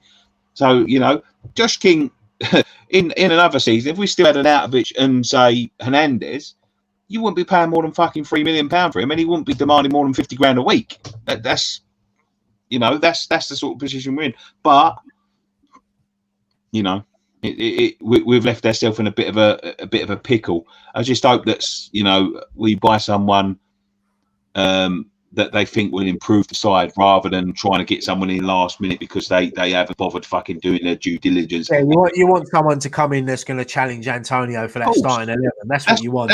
That's what we need to progress, Ryan. We don't need to keep on. We've done this before. We got that bowling season under our belts. We had pretty much the same team. Everyone was fucking riding high. Instead of getting players in there to challenge the starting 11, improve us, we got in a load of filler for, you know, picking up Arbeloa for free and Toure on loan and all that. Basically a load of toot that nobody else wanted. Instead of looking at the top shelf, we went to the bargain basement bin. You know what I mean? And grabbed out four things. But, that's exactly what we done. I think we signed something like fucking 13 players that season. It was something ridiculous like that. And their feeling was, oh, we got a good enough team. We'll just fill the squad up. We'll just fill it up and all that. And it just wasn't good enough. That's what I'm saying. That tight-knit squad works for some managers. It works for Moisey. It works like that for him because he's got quality there over quantity, you know. And that's what we need to add is quality. We don't need quantity anymore. We don't need it. It just won't improve our team. In fact, it'll make us go fucking backwards again. That's well, that's good night. Do you want to go to ask us anything, or do you want to quickly talk about the FA Cup tomorrow? Yeah, we'll talk about the FA Cup. Then we go ask us. Get your questions in. Any questions? It doesn't have to be about football. It could be about anything. Anything. Yeah. Especially for Gio. Get something for Gio. Oh, crikey. Doncaster tomorrow. You know, look, I'm not going to sit here and say I watch Doncaster week in, week out, but I know, they're doing pretty decent. What? Yeah, I know that might surprise people, but plastic. Yeah, plastic fan. But no, I've had a little look at them, and they've won 4 out of their last 5. They're a decent team. They're going high in League One. The thing is that that Darren Moore's in charge there. The thing is with them is that they're going to be so up for this tomorrow because they're a League One team, and they know if they beat us tomorrow, they play Liverpool United. So West Ham need to just be professional tomorrow. We're the better team. If we turn up, play our football, we'll beat them. No doubt about that. But they're going to be up for it. But I just think on that big pitch, with the players we've got, I think it will be, I'm not going to say a comfortable victory, but I think it'll be like a 2 or 3-0 win tomorrow. That's just my take on it, though. I don't know. I think it might play out in a similar fashion to the Stockport game. I think they'll get numbers behind the ball and try and hit us on the break, make it hard to break them down. So I don't know. I think it might be the odd goal. I don't think it's going to be a massive scoreline just because I think they'll defend in numbers and look to hit us on the break. I think tomorrow, Ben Rama, if he starts, will get his first goal for West Ham. I don't think he'll start. I think we discussed this yesterday, like on Am's chat, but I can't see nothing but a professional performance. Just dispose of them. You know what I mean? Like that Stockport one. I was watching the game and it was frustrating to watch and all that, and it was nerve wracking and all that. But not once did I ever think that we was going to lose that game. I just thought, it could go to a draw, it could go to a penalty shootout, but I didn't think we was out there to lose. And that's what I was saying the other day. It was a professional performance. It was difficult conditions. These low league teams always make it tough for you to play. Like that's why, the likes of Leeds have gone out 3-0. Marco Bees was one of the fucking managers of the year, apparently, and he went out 3-0 to fucking Crawley Town. You know what I mean? Like they never make it easy for you. But I have a reinvested confidence in West Ham doing a professional job tomorrow. Can I just say as well, this is why I don't agree with doing the 5th round draw before the 4th round's played, because now Doncaster, as I said, they don't even have to do a team talk tomorrow. They're thinking, right, we go out, we beat West Ham. No, look, West Ham we're a big club, but United and Liverpool are another level. Them players are going to give everything tomorrow to beat us, to go to play either Liverpool or United. So it's a massive game. See, I did my video with Nicky last night, and there's a couple of Doncaster fans commented to give us a little bit of knowledge on their side. They said that their centre-backs are really, really good. They said they've got a really good pair of centre-backs. Said they've got the best right-back in the league, although they fear Saeed Benrahma. They said they're not a physical side, so don't expect them to try and bully us kind of thing. That's not what they do. They work hard, but they like to play football. And I can't remember the winger's name, but they said they've got a winger who does gravity-defying crosses. I'm unsure what that means, but I'm intrigued. I'm fucking intrigued to see what a gravity-defying cross looks like, actually. But I think we'll be all right. I'm expecting a comfortable, professional performance. If we turn up and play 10 out of 10, we win. We have better players. It's as simple as that. However, turn up with the wrong attitude, we might get beat, but I don't think we will. The thing is, if they come to play football, we're to put football inside. It's basic maths, you know what I mean? Like the way you lose these games is when they come with a different. Like you come to play football, but they come to fucking play WWF. You know what I mean? That's when you start losing games like that. But I got no worries tomorrow. I think we're just going to do a professional job. I'll be sitting here looking like a Wally tomorrow when we've just come off the back of another 4-0 Oxford spanking. But I just got nothing but confidence in we're going to do a professional job and we're going to make it through to United or Liverpool, wherever that may be. Yeah, I agree. Let me just read this question out. Right, I just watched your video with Frank Lampard in. No idea you had that cracking video. Why don't you lads arrange a few more of these? Because we're in lockdown. Here's the simple answer to that. Thank you for that, mate. Yeah, there will be a few more coming up soon, but. Yeah, I enjoyed it. Look, to sit there with a legend like Frank Lampard Senior was massive. One of my proudest moments on this channel, and yeah, so yeah, we'll have a few more things coming up. There's a few things in the pipeline, but just keep your eye out. keep your eye out. Let's go into a couple of these silly questions now because I like these ones. Matt Powell says, "What's your favourite type of cheese?" Gio, go on, mate. I'm a bit boring here. Cheddar, but it's got to be Cathedral City. The good stuff. Graham? I like a bit of Stilton, like the really strong ones that make your gums itch. What?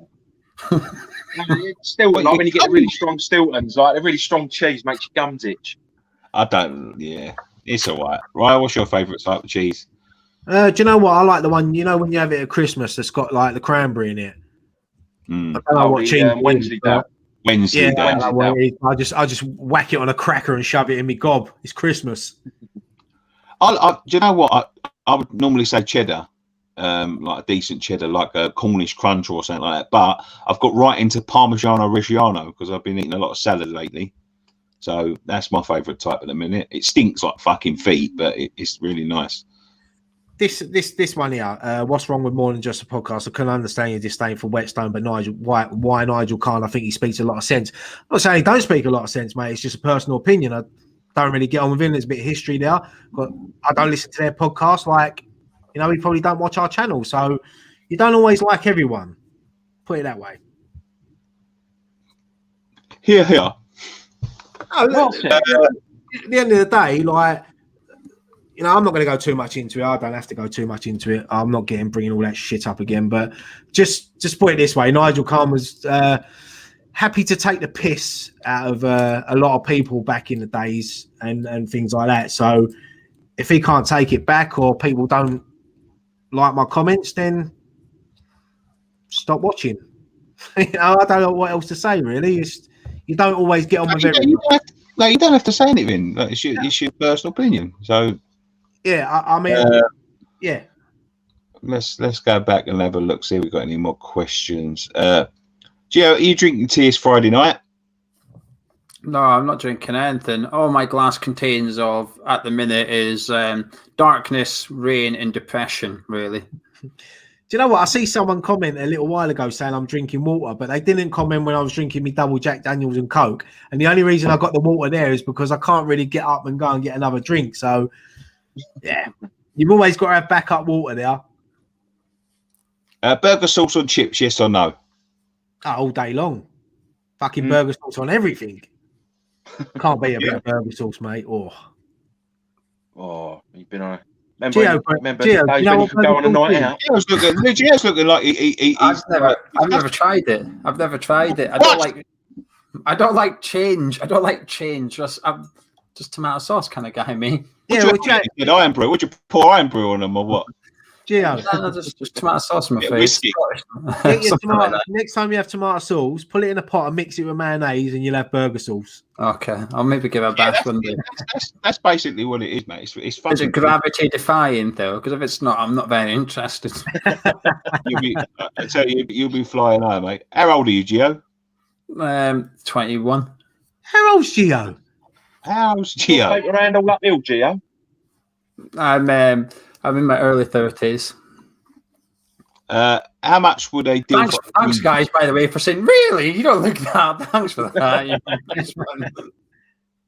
How much would a deal for a Rigi be? Too much. What do you reckon? Yeah, basically. Right? A very lot. Well, they're going to want probably 20 plus for him, isn't they? 20 to 25. I watched him last night and he missed that one-on-one chance. Is he getting a bit dark? Sorry, someone just commented and took 50p to me. It looks like it's getting a bit dark. I put a light on. Sorry. Yeah, decent player, but I don't think it's someone West Ham are going to look at. Mate, do you know what? I was thinking about this earlier, and I think someone said it the other week. Liverpool are desperate for a defender. We're desperate for a striker. Why not loan them Diop, give us Origi for the rest of the season?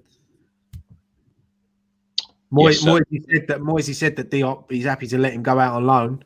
Why not do that? Right, it's a quiz question, right? I reckon Gio might work this one out because he's good at shit like this. What is the only league team with a woman's name? Genuine quiz question. Is this part of the 92? Is this team part of the 92? League team. So, yeah, I would say, yeah.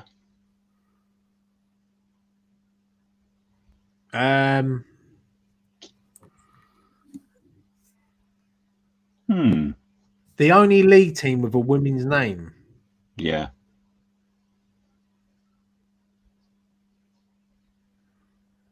Oh, well, this is thrilling viewing, isn't it? Yeah. Yeah, I was just about to say that. Yeah, we'll have to come back to this one. Have a think. Yeah, we're thinking about it.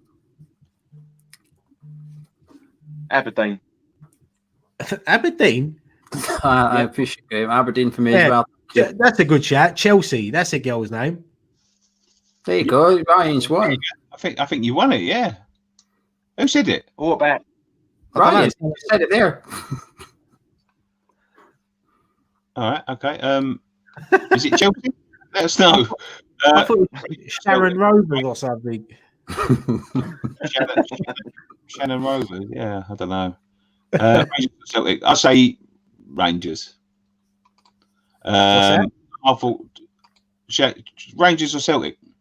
Oh, sorry. I thought you were still doing women's names. I think I've never been out of a Burkle Rangers before.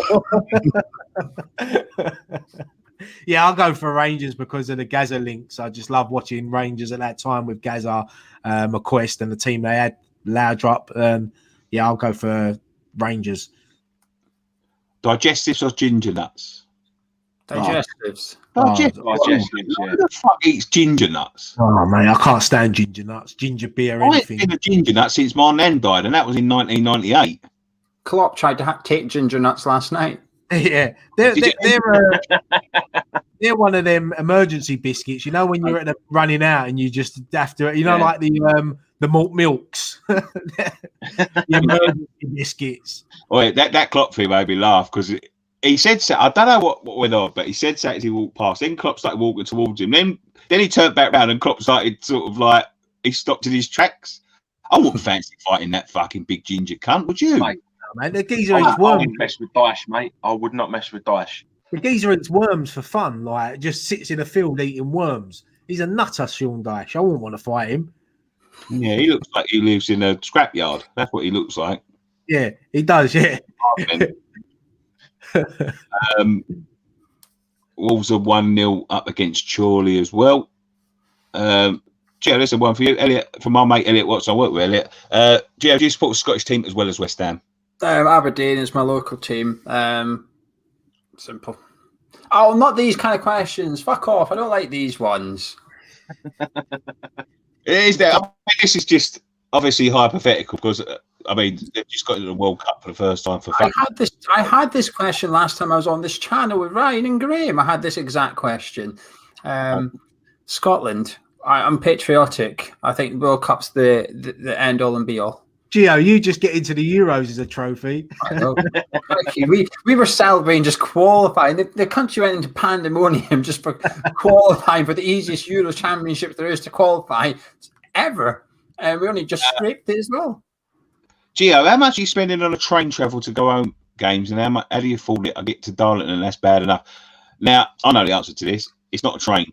So I'll let him explain. It is now. It used to be the bus, but it's now the overnight train. Yeah, you do. Bed. I can't afford a bed. I've got to just get on the seat and sleep on the seat. But it's not that bad actually. It's about £150 return, roughly. About that. I'm moaning about the £5 petrol money I have to fucking put in, or the £5 parking. He's the most dedicated person because when he was coming like last year or a couple of years ago, it was like a 12-hour trip to get here and a 12-hour trip home. Like for a weekend game, he'd be up all night he'd leave work Friday and travel to the game, then get fucking absolutely hammered. He got chucked off once. I'll let you tell that story in a minute. Get absolutely hammered and then fucking get back on the coach and then do it all again and arrive back home like on a Sunday morning. What's this one about, Gio? Do you do an impression of Gonzo? No, I can. Go on. I can't. Oh no! Do you know what? I thought you did one. That's why he was asking. No, sorry, I don't do impressions. Gonzo does impressions, but I can't do impressions. Gonzo does everything. He does songs and everything. I see him singing the other day, and not a bad voice either. Better than Nicky. No. Look at Nicky's face. Look, they're gonna whip out. He's like Bowen. Let's find some proper good questions. Let's ask Dan. Send my best. Yeah, he's okay. I spoke to him the other day. He's thinking about coming back from for the Palace game, I believe. But I told him, just to take as much time as he needs. Obviously, Scott's not on here tonight. Wish him all the best as well. He's had something a little bit terrible come out. It's not good news at the minute, to be quite honest with you. Yeah, it's just a bit shit at the minute. So it'll probably be Dom on the watch along tomorrow. I do believe he agreed to it. If he ain't, I'll have to ask him tonight. But yeah, it's a little bit shit for people at the minute, and it's fucking. Nick, you might have to explain this question, because what West Ham player would you see in Tots, if any? Now, Tots to me means a club in Southend, talk of the South. What's Tots? Yeah. Tots is team of the season. So FIFA have just released tonight a team, the ultimate team. Yeah, I was with Ryan. I thought Tots down in Southend. Actually, it's not team of the season that they've just released. It's team of the year. So it's the whole year. But team of the season. I thought Tots was Adam Johnson's girlfriend. That's my last appearance on the channel. No, Tots is team of the season. So, what player would you see in team of the season? To be fair, for competition and all that, for players that are playing his position, I'd be very surprised. At this, if team of the season was now, I'd be very surprised if Soufal wasn't in it. I'd be very surprised if Soufal wasn't in it. Yeah, Soufal or Souček for me. Yeah, I'd say even Souček. Yeah. Ogbonna's my first one, because I'm thinking of who else in the Premier League's been as good as he has at centre back. Diaz of City, that's about it. But they rigged them sort of things anyway. Like the right back would be Trent Alexander-Arnold, or or Hector Bellerin or something stupid like that, because they like to entice people to spend their money on that sort of shit. So it's not going to be like Soufal as an 85 rater. It's going to be Trent Alexander-Arnold as a 95 rater, or it's going to be like the midfield won't be Souček, it'll be fucking Paul Pogba and things like that. It's all a rig anyway. I wouldn't pay too much attention. I think Bruno Fernandes has got Player of the Year on there, and it was definitely it should have been Souček. It should have been Souček. Yeah, Philip's asking, what's your favourite Ben Stiller movie? Mine's The Sank About Mary. I don't know. I like Meet the Parents or Dodgeball. I was going to say Dodgeball. I fucking love Dodgeball. Brilliant film. Fucking Norris. I won. Do you have VHS in Scotland? Yeah, we've only just got the DVD player out, actually. I'm looking forward to getting down to Blockbuster for something that weekend. What's your favourite Ben Stiller film? Probably Meet the Parents, Meet the Fockers, or whatever.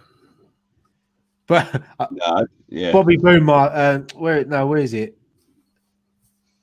Just fucking question's gone now. Fucking hate this chat sometimes. It goes so quick. And the thing is, I ain't got a mouse, so I've got to do it. On the iMac, you got that thing, and it's fucking. Yeah, I can't find it now. But yeah, Meet the Parents is a great film. What did it say? I don't know. It's gone. Yeah, we'll do this one. Who's your favourite music artist? Gio, Liam Gallagher, Oasis. Yeah. I heard today that he's doing a new Oasis album, isn't he, Noel Gallagher, but without Liam. There's all songs that. Yeah, he's doing a new album. They said it on the radio earlier, but it's like Oasis just without Liam Gallagher. But I thought you can't have Liam Oasis without Liam Gallagher. So it's all songs that they never released in the early days that they're going to release now. So why can't them two just shake hands and put rivalry aside and just make up and make great music again? He's been trying to entice him into it, but I think Noel Gallagher. I think Noel Gallagher's too stubborn, to be quite honest with you. I think that there's too much hate between the two of them. I'll be honest with you, mate. I don't think Liam Gallagher wants it either. I think he just does that to wind people up. Yeah. They put it on him because he's putting the ball in. The only time I thought they might have come back together was that Manchester concert for the bombing. I thought they might have just done it for that. But look, if they did come back and they'd sell out everywhere worldwide. You know, they don't need the money, do they? Really? So it's a shame because they're talented. They're very talented. A genuine hatred of each other. They actually fucking hate each other. I think it's weird that two brothers can hate each other that much. Like, even when they used to be in the same band, they used to go to the football and sit in opposite ends of the fucking ground. Like, it was that fucking like bad between the two of them. It was purely artistic. I think if they ever decided to get back together, I think it'd be the biggest sellout because they've left it so long, because there's never been any talk about it. I think it might be the biggest tour that the world's ever seen, because everybody loves Oasis. Everybody. Could you imagine if they come back and just done like one night in Manchester at the Etihad? Can you imagine people trying to get tickets for that? Even if they sold it for $1,000 a ticket, people would pay it. I reckon that if they sold it for $10,000 a ticket, I think people would still sell it out, and that's no joke. It's mental, it's mental. But I don't think it'll ever happen. I honestly don't. I don't think any of them have got any, especially I don't think he's got any desire to have to spend his time with him. I think he's sort of like he's happy with his life and he's happy with his achievements. I don't think he thinks he needs Oasis, and he probably don't, to be honest. Hang on. David said here, right, won't be Oasis without each other. Well, there was more people in Oasis, and plus, would still take that after Robbie left. That's all I'm saying. Gray, back me up there, mate. I'll back you up, mate. I'll back you up. Anyway, Nick, who's your favourite artist, Nick?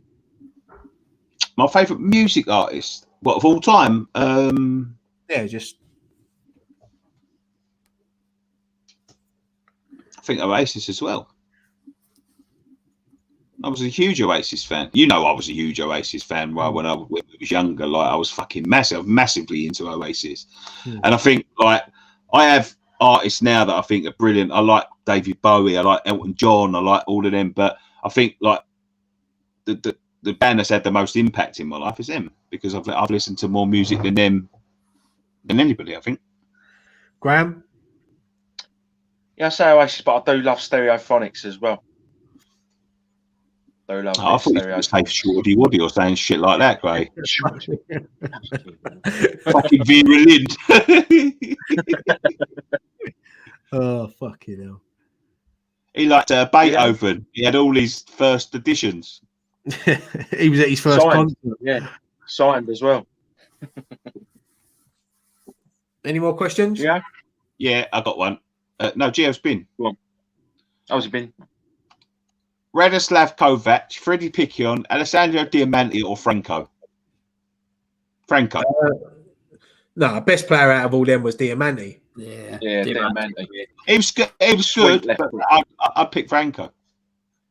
I like Franco's passion, but Diamanti, for me, his left foot was... It was a wand. It was an absolute wand. That was a bit dodge, wasn't it, the way we got rid of him? Don't you think? Like, we signed him for something like 6 million, and we sold him for $1.5 million or something ridiculous like that. Yeah, like about a year and a half later, wasn't it? I always remember Kovac scoring a screamer at Goodison Park. Piccion, I couldn't stand them first two. Honestly, I thought Kovac was dog shit. He wasn't that bad. He's like I said, I just remember him for his goal at Everton away. But Piccion, he weren't that great. But Diamanti's left foot. You know, we was there the night he played his first game, Nick, in behind closed doors in the reserve game. We was. We were sitting in front of Zola and Steve Clark, and he put one in the top corner, didn't he? And yeah, he was just 2-3 kicks. Yeah, he's what's that? His power says Diamanti was on the sniff. He looked like it, didn't he? Do you remember he used to have like shaved hair at the side? And he used to have this big fucking mop on his head, didn't he? But no, great player. Sideshow Bob. Yeah, no, great player. Bob, yeah. He did look like he had an haircut like Sideshow Bob. That was what he was like. Take some more questions quickly, otherwise we're going to have to finish because I'm getting tired now. Got up early this morning. I don't think there's much more coming in now, mate. I think we're sort of coming to the end. Have you got anything to discuss, Gio? You bring up a topic. All right. I don't know. Do you have a tea? What's that? Do you have a TV license? Yes. Graham, Yeah, you got anything? Got anything you want to say, mate? I thought he was going to say, have I got a TV license? Yeah. He was answering, has he got a TV license? You was going, yeah, you got anything? He was going, yes. I thought he was going to say, have you got a TV license? Yes, I have, thank you. Fucking hell. No, I can't think of anything. I think we've covered everything. Covered the FA Cup game. Here's one. And all of Here's one for you. What's your favourite Disney movie? Right, we'll finish on this then. Gio, go on, you go first. You're our guest. You're going to finish this Fox off. and the Hound. That's a good one. Yeah. I know what Ryan is. There's only two films. There's only two films that's ever made me shed a tear. Fox and the Hound, when that old bat gets rid of him, he just drives into the wood and it's like, out you go. Nah, I was not having that. And then Marley and Me, because, well, Doc dies, isn't it? You know, that's breaking my heart. So, yeah, I've Fox seen that. But Toy Story. I'm watching Marley. But Toy Story is Pixar, so I'm going to play the game and say Fox and Hound. Go on, Yeah, Ryan, Toy Story. Listen, Toy Story for me, I love them. I love them all. But yeah, I agree. That's a Pixar, so we've got to go. Mark, what are you laughing at, Nick? I know what you're going to say. You don't know what I'm going to say. I do. I bet I do. Should I write it down? I'm going to write it down. All right, what's it start with? Oh, fuck off. yeah. My favorite Disney film, because I just remember it just reminded me as a kid. It's Robin Hood. I knew he was going to say it. I loved Robin Hood. I still do now, like the Disney cartoon. I love it. Mean Marion, and you had the snake that got drunk. He used to say to me all the time, he'd be walking down the road, right, into our 20s, and he'd go, Nick, he'd go, what? He goes, seize the fat one. Seize the fat one. All the time. Do you know another one of my favourite Disney movies as well as a kid? Pete's Dragon. Oh, yeah. You know Pete's Dragon? Pete's Dragon, not the remake, the original. Mm. Oh. Yeah. The original one was good. My one is The Jungle Book.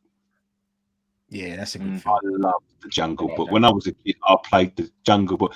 But when I got a little bit older, it was Aladdin. But The Jungle Book for me is number one.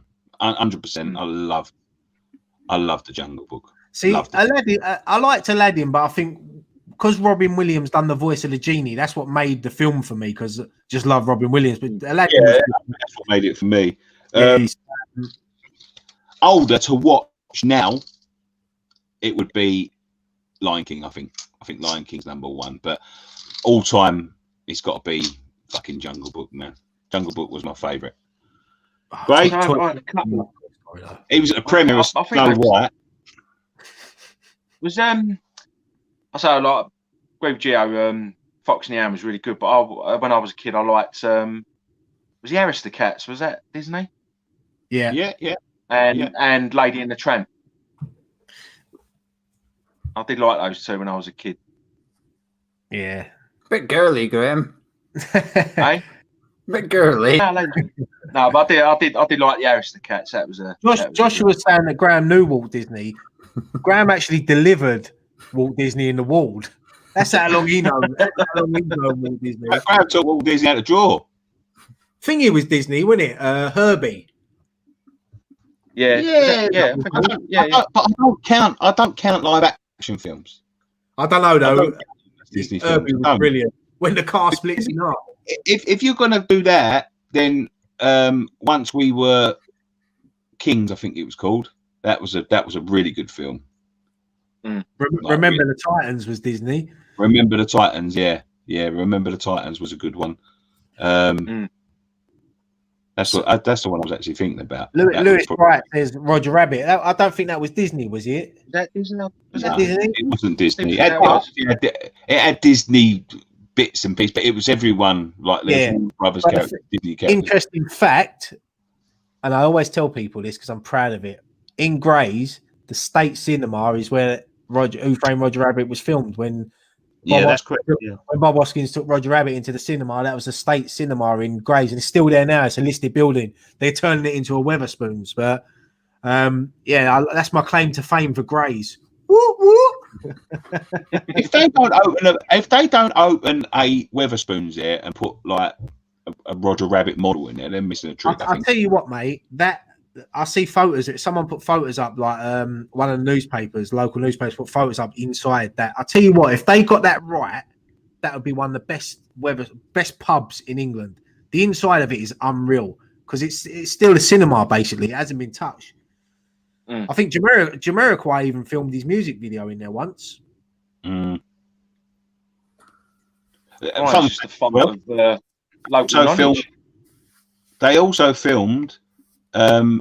Grimsby, the brothers Grimsby. They also filmed that in Grays because they didn't think Grimsby was grim enough. They filmed something in Plaistow as well. The pub bit. Because they didn't think Grimsby was grim enough. So they fucking went to Plaistow and Grays. All right. Big reaction there. We'll finish it with that. Thanks, everyone. Now we're on a delay. I didn't hear what you said. Sorry. Thank you very much for joining us on this edition of West Ham Fan TV's Friday Night Pint. Thank you to our guest Gio that kindly stepped in and has come along. He's took some banter tonight. He's got involved tonight. And thank you very much for that. He always does, Gio. He loves it. Loves it. Yeah, it's a pleasure. Thank you for having us. And good luck for whoever's doing subtitles after this. Go and check him out on Hammer's Chat. He does a lovely few shows over on there. That's always decent. So if you haven't already, go and check them out. Subscribe to them. Do them a favour. Good friends of the channels there. And make superb West Ham content. That's all you need. Positive Pat's back. Obviously. Go and subscribe to us if you know. We have got a new merchandise, the Ogfather t-shirt in the store. If you want to go and check that out, link is in the description below. We've also going to give away an Ogfather t-shirt and hoodie tomorrow if Ogbonna scores at any time, and this is going to be his favourite game to do. It's going to be Doncaster. So he scores at any time. We'll be giving someone a Ogbonna t-shirt and hoodie. You watch tomorrow, Gio. If Ogbonna scores, Nicky's gonna be thinking, "Please go VAR, please go VAR." He's offside. He's offside. We can't give away jumpers and t-shirts on this channel. We're skinned. I'll tell you what. Even if he scores and he is ruled out by VAR, I'll still give it. Nick, just quickly, did you see that that thing the other day on, was it Sports Bible, about apparently West Ham Fan TV's one of the highest earning channels in YouTube? I don't know where they've got that story from, but I'm thinking to myself, I'll send you the link after. Someone sent it to me today. It's the funniest thing I've ever read.